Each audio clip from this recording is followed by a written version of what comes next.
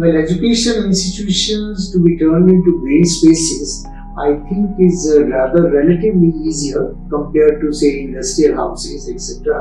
Because energy consumption per capita in educational campuses is far too less, and we have many net zero campuses of educational institutions in the world. Educational institutions are the living hub, and one of the best ways to convert them into green spaces is about looking at water, waste. So I think one of the best ways is to put these areas in use into day-to-day life of people. Institutions can definitely play a very vital role, and academic institutions, they are uniquely positioned in a way to contribute to that kind of a knowledge creation and also in creating the environmental law consciousness.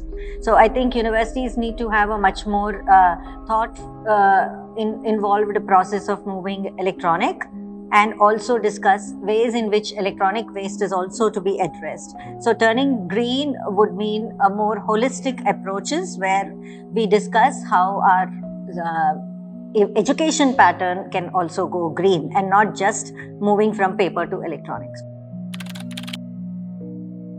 Well, environmental issues and climate change, primarily I think although they are very complex issues, but most important dimension to handle these issues is to create awareness. So therefore, by conscious awareness, not by way of very formal courses only, but by way of short presentations, by way of case studies, by way of storytellings, I think we can create this awareness which will be very useful. We have already taken some initiative, like in the Environment Day from Faculty of Life Science and Biotechnology, we have done tree plantation drive where many faculties and staffs were involved.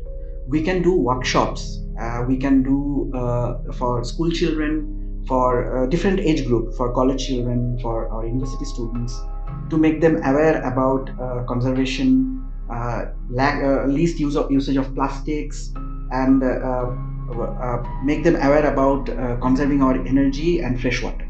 We don't need any science now to prove whether or not there's climate change or environment suffering.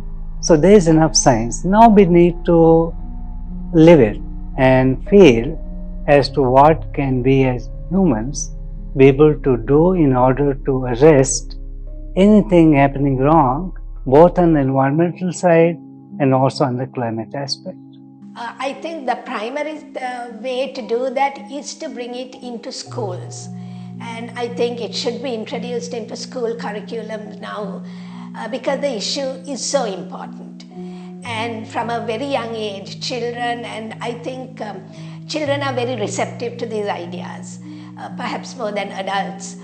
So if they are made conscious of these issues at a young age, I think that would be a very positive development. Formal environmental education, yes, some things are important to be told.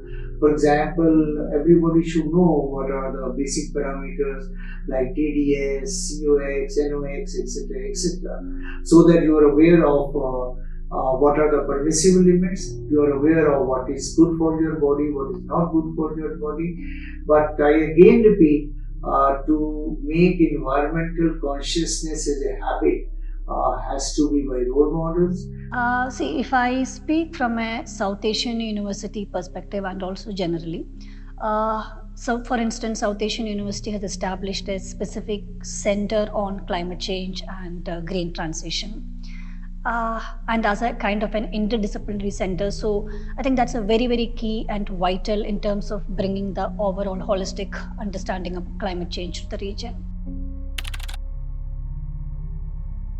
SAM has already taken a lead in the sense that we have established a Center for Climate Change, Green Transition and Sustainability on the campus, which will not only conduct master's programs, PhD programs in this area, but also will give a 2-credit course to all students of the university, because I strongly believe you need some specialists in these subjects, but more than that, you need everybody to appreciate the concept. South Asian University has a unique place in understanding and contributing to educational pedagogy as well as delivery systems. Given the fact that we are essentially a research university, we should look more in terms of green. I think it is through the collaboration, because the 𝗏, as I said, it is very uniquely positioned to represent the South Asian region, not only in terms of the student representation. So they bring the first-hand experiences, and we have the mandate to collaborate. So there are a lot of international organizations, the civil society. So the 𝗏 has to leverage that position and collaboration.